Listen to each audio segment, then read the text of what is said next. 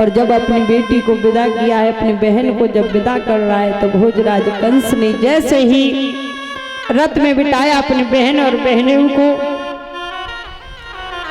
तो जैसे ही लेकर के चले हैं, तो गांव से बाहर जैसे ही पहुंचे तो आकाश से एकदम से आकाशवाणी हुई।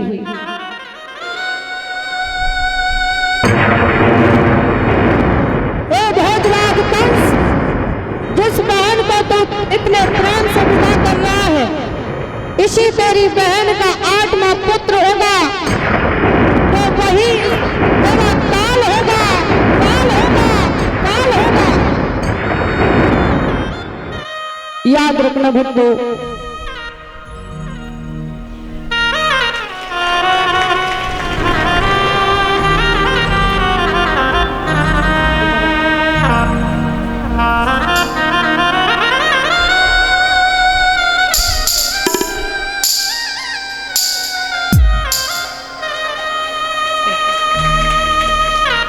याद रखना भक्तों।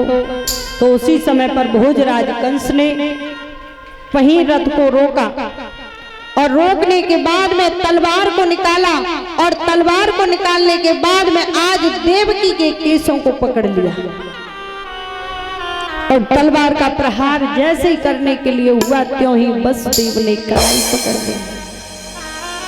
याद रखना, जैसे ही कलाई को पकड़ा है तो कहा कि हे भोजराज कंस, आप जैसे वीर को ये शोभा नहीं देता कि आपकी तलवार ने हजारों वीरों के खून को पिया है और आप अपनी तलवार की प्यास को अपनी बहन के खून से बुझाना चाहते हो, ये तुम्हें शोभा नहीं देता। और उसी समय पर वसुदेव कहने लगे हैं कि प्रणधीर वीर कंस सुसुवट, तुम हो वीरों के माने में, और शोभा न तुम्हें दिखलाती है, अबला पर हाथ उठाने में। तो उसी समय भोजराज कंस कहने लगा है कि हे मित्र, मैं भी ये हाथ उठाना नहीं चाहता, लेकिन करूं क्या कि वसुदेव मित्र ये याद रहे कि स्वार्थ बिन पाप नहीं होता, और जब प्राणों पर बन आती है तो बेटे का पाप नहीं होता। तो इसमें मेरी गलती नहीं है। ये भोजराज कंस से जब ये वचन हुए तो उसी समय पर आज वसुदेव जी कहने लगे कि हे मित्र, मैं तुमसे विनती करता हूं कि ऐसा अनर्थ मत करो। तो कि अभी तुमने आकाशवाणी सुनी, तो कि फिर एक काम करो, अगर यही बात है तो कि जिस तलवार को तुम मेरी ये अपनी बहन को मारना चाहते हो, ये तलवार उठाओ और एक काम कर दो कि तलवार हनो मेरी गर्दन पर, तो मेरे प्राण खो जाएंगे और तेरी बहन रड़हबा भोगेगी, जाके पुत्र नहीं हो पाएंगे। केवल एक ही कष्ट तो होगा कि तेरी बहन विधवा हो जाएगी, लेकिन इसके आगे कोई पुत्र नहीं होगा, तो इसलिए मुझे मार दो। तो कंस ने कहा कि ऐसा मैं नहीं कर सकता हूं। तो याद रखना भक्तों, उसी समय पर श्री सुखदेव जी समझा रहे हैं राजा परीक्षित। भैया एक पाउचन में रख दो अभी, भैया साइड से पहले कथा हो जाए तो बाद में। अभी ये बालक बैठ जाए, सब बैठ जाए। अरे चौबन्नी हटन्नी बैठ जाओ, सब बैठ जाओ, अच्छे बच्चा हो, सब बैठ जाओ। है अभी प्रसाद मिलेगा, लेकिन अभी थोड़ा सा समय, बैठ जाओ सब। बोलो श्रीमद् भागवत महापुराण की। तो याद रखना, उन्होंने कहा कि काम करो, मैं तुम्हें ये वचन देता हूं कि इससे जो भी संतान होगी मैं उस संतान को तुम्हें ला करके सौंप दूंगा। कंस कहने लगा कि झूठ तो नहीं बोल रहा है कि नहीं, मैं तुमसे आज ये वचन देता हूँ।